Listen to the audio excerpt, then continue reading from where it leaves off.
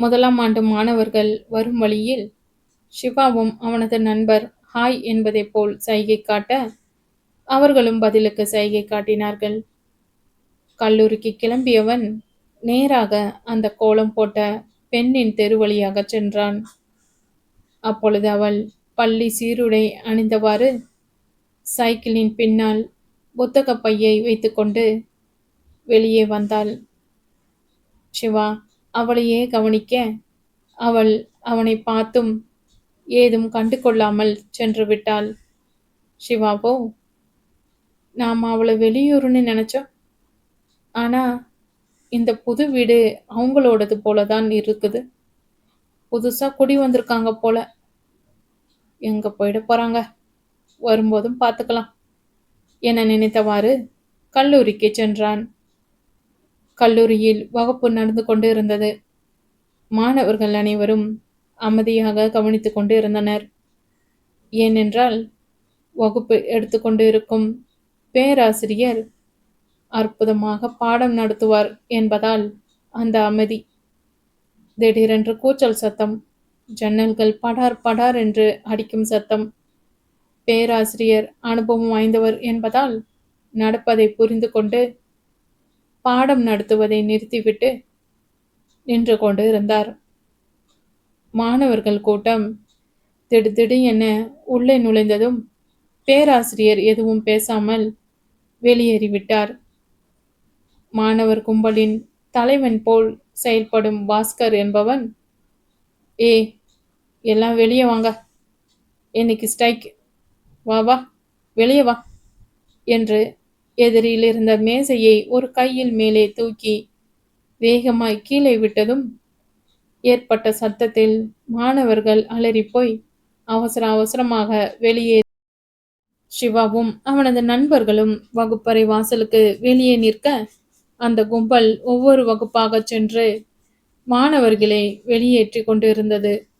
ஜோதி, மகா, காயத்ரி, நிர்மலா நால்வரும் வெளியே வராமல் உள்ளேயே உட்கார்ந்து பேசிக்கொண்டிருந்தனர். பாஸ்கர் மீண்டும் அவ்வழியாக வர அவர்கள் வெளியே வராமல் அமர்ந்திருப்பதை கவனித்து கோவப்பட்டு உள்ளே சென்று நிர்மலாவை பார்த்து, வெளியே வான்னு சொன்னது காதுல விழலியா என்றான். எல்லாம் விழுந்துச்சு, எதுக்கு ஸ்ட்ரைக்? எலெக்ஷன் வச்சாகணும், அதுக்கு தான். சண்டை வருது, அதனால வேண்டாம்னு தான் பிரின்சிபல் சொன்னாரு. எலெக்ஷன் வைக்கலனாலும் சண்டை வரும். எலெக்ஷன் உண்டுன்னு சொல்ற வரைக்கும் ஸ்ட்ரைக் நடக்கும். இப்போ வெளியே வரீங்களா இல்லையா என்று ஆவேசப்பட, நான் உள்ள உட்கார்ந்து இருந்தா உனக்கு என்ன? வெளியே வர முடியாது, என்ன பண்ணுவ என்றதும் பாஸ்கர் நிர்மலாவின் கையை பிடித்து இழுத்தான். விடுடா பொறுக்கி என்று நிர்மலா திமிரி தன் கையை இழுத்தாள். அதில் வளையல்கள் உடைந்து கீழே விழுந்தன. அதை கவனித்த சிவா ஓடி வந்து தடுத்து, பாஸ் பாஸ், பிரச்சனை வேணாம், விட்டுடுங்க, தெரியாம சொல்லிடுச்சு, நான் வெளியே கூட்டிக்கின்னு வரேன் என்றான்.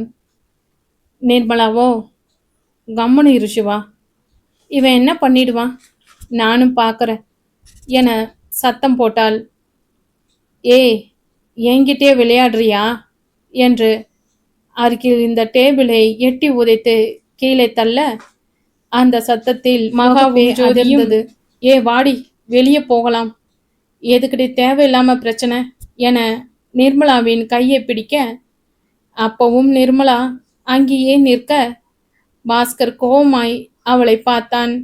சிவாவோ, பாஸ், நான் வேணும்னா அவங்களுக்கு பதிலாக மன்னிப்பு கேட்குறேன், ப்ளீஸ் நீங்கள் போங்க, நாங்கள் வெளியே வந்துடுறோம் என்றான். சொல்லுவை, அப்புறம் அவ்வளவுதான் என நிர்மலாவை பாஸ்கர் முறைத்து கொண்டு போக அவளும் பதிலுக்கு முறைத்து கொண்டே நின்றாள். அவன் சென்றவுடன், என்ன சிவா, நீ அந்த பொறுக்கிக்கிட்ட எல்லாம் போய் மன்னிப்பு கேட்டுக்கன்னு இருக்க? தப்பு அவன் பண்ணுனா நாம பண்ணம்மா? நீ வேற, அவன் நிதானமே இல்லாம இருக்கான். அவன்கிட்ட போய் என்ன பேசினாலும் அதை கேட்குற மனநிலையில அவன் இல்லை. இன்னும் பேசிக்கிட்டே போனா கையை பிடிச்சிட்டு இழுத்துருவான்னு வேற ஏதாவது பண்ணிட்டா? உனக்கு தான் அசிங்கம். அதற்குள் ஸ்ட்ரைக் பண்ணுறவனை எல்லாம் காலேஜை விட்டு டிஸ்மிஸ் பண்ணணும் என்றாள் ஜோதி. மகாவோ, சிவா போன வருஷம் எலெக்ஷன் வச்சது தான் அவன் சண்டை போட்டு மண்டையை உடைச்சிக்கிட்டானுங்க. பஸ்ஸில் போகும்போதும் வரும்போதும் நிம்மதியாக போக முடிஞ்சுதா? ஒரு கோஷ்டி முன்னாடி ஏறுனா ஒரு கோஷ்டி பின்னாடி ஏறும். அப்புறம் பஸ்ஸுக்குள்ளே அடிச்சுக்கிறது. அதனால தான் பிரின்சிபல் வேண்டான்னு சொன்னார் என்றதும் சக்தியும் எனக்கு கூட எலெக்ஷன் தேவையில்லை என்று தான் தோணுது என்றான். ஏண்டா மச்சான், மகா சொன்னா அப்படியே ஏத்துக்குவ போல இருக்கே. டேய் வேலா, யார் சொன்னா என்னடா, உண்மையே அதானடா. சரி அதை விடு என்றவன் மோகனை பார்த்து, மச்சான் ஸ்ட்ரைக்னா கூட ஒரு ஜாலி தான், இன்னைக்கு ஃபுல்லாக ஃப்ரீ இல்லை என்றான். ஆமாண்டா, இருந்தாலும் இன்னைக்கு கிளாஸ் ரொம்ப இன்ட்ரெஸ்டிங்காக இருந்ததில்ல, அது கெட்டு போச்சேன்னு தான் எல்லோருக்கும் வருத்தம் என்றான் மோகன். அப்பொழுது நிர்மலாவின் கையில் லேசாக ரத்தம் கசிந்து இருப்பதை கவனித்த மகா, நிமி உன் கையை காட்டு என்று நிர்மலாவின் கையை இழுத்து பார்த்தாள். பொறுக்கி ராஸ்கல், எப்படி கையை பிடிச்சு இழுத்தான் பாரு, வளையல் குத்தி ரத்தமே வந்திருக்கு என சொல்லியவாறு தன் கர்ச்சிப்பை எடுத்து அதை துடைத்து விட்டாள். அதை பார்த்த காயத்ரி, பார் சிவா, இதெல்லாம் தேவைதானா? நாம் எல்லாம் ஒன்றா சேர்ந்து எலெக்ஷன் வேணான்னு ஒரு லெட்டர் எழுதி கொடுத்தா என்ன? இல்லை காயத்ரி, அது தப்பு. அவங்க செய்கிற செயல்கள் போராடுற முறை வேணும்னா தப்பாக இருக்கலாம், ஆனால் அவங்க கோரிக்கை நியாயமானது தான் என்றான். என்ன நியாயத்தை கண்டுபிடிச்ச சிவா? ஒன்றும் கிடையாது என்றாள் மகா. அப்படி சொல்ல முடியாது மகா. மாணவன் தலைவன் என்று ஒருத்தன் இருந்தாதான் நம்ம தேவைகளை கோரிக்கைகளை அவன் மூலமா கல்லூரிக்கோ அரசுக்கோ தெரிவிக்க முடியும். ஏன் அவங்கவுங்க பிரச்சனைய அவங்கவுங்களே பார்த்துக்க முடியாதா? எப்படி முடியும் மகா? ஒவ்வொரு மாணவனும் தனித்தனியா தங்களோட தேவைகளுக்காக போராடுவது எல்லோருக்கும் பொருந்தாதது. அது மட்டும் இல்லாமல் பொதுவான கோரிக்கைக்காக நாம் ஒற்றுமையாக போராடித்தான் வெற்றி கிடைக்கும். ஏன் சிவா, அதை எலெக்ஷன் இல்லாமலேயே நாம் எல்லாம் ஒன்றா சேர்ந்து செய்ய முடியாதா என்றாள் ஜோதி. நானும் அப்படிதான் நினைக்கிறேன் என்ற சக்தி மகாவுடன் நானும் அப்படிதான் நினைக்கிறேன் என்றான். வேலனோ, ஆமா சாமி, போட ஆரம்பிச்சிட்டியாடா என்றான். சக்தியோ, யார் சொன்னா என்னடா, உண்மை அதானடா. டேய் ரொம்ப கடிக்காதடா என்றான் வேலன். எலெக்ஷன் காரணமாக வச்சு இப்படி கிளாஸ் வேஸ்ட்டாக போனால் எப்படி சிவா? எலெக்ஷன் வச்சா பிரச்சனை அதிகமாகணும்னு தோணுது என்றாள் காயத்ரியும். இல்லை காயத்ரி, அப்போ தான் பிரச்சனை குறையும். எப்படி? இப்போ பாரு காயத்ரி, நம்ம கிளாஸில் உள்ள பிரச்சனைக்கே ஒவ்வொருத்தரும் ஒவ்வொரு மாதிரி யோசிப்பாங்க. தனிப்பட்ட பிரச்சனைக்கே இப்படின்னா, பொதுவான பிரச்சனைக்கு ஆளாளுக்கு ஒரு கருத்து சொல்லுவாங்க. அது அரசாங்கமோ நம்ம கல்லூரியோ சரியா புரிஞ்சிக்க முடியாம போயிடும். எந்த ஒரு செயல்பாடும் ஒரு குழுவா ஒற்றுமையா செயல்படும் போதுதான் வெற்றி கிடைக்கும். அதனால சரியான வகையில் சரியான நபரிடம் தெரிவிக்க ஒரு தலைவன் தேவைப்படுறான், புரியுதா? போ சிவா, அதுக்கு முன்னாடி இருந்த மாணவர்கள் தலைவனுங்க எல்லாம் என்ன பண்ணுனாங்க? அது அவங்க தப்பு இல்லை, நம்ம தப்பு. நாம் சரியான ஆளை தேர்ந்தெடுக்கல, அதான் காரணம். அப்போ எலெக்ஷன் வச்சு தேர்ந்தெடுக்கிறதால ஒன்றும் தப்பு இல்லையே. என்னமோ சிவா, நீ கொஞ்சம் வித்தியாசமாக தான் இருக்கிற என்றாள் ஜோதி. வேலனோ, மச்சான் போதும் விட்டா இன்னைக்கு முழுசா நீ கிளாஸ் எடுப்ப போல இருக்கே. அப்படியே மரத்தடிக்கு போய் உட்காந்து போற வரவங்களையாவது பார்த்துக்கின்னு இருப்போம் வாங்க என்றான்.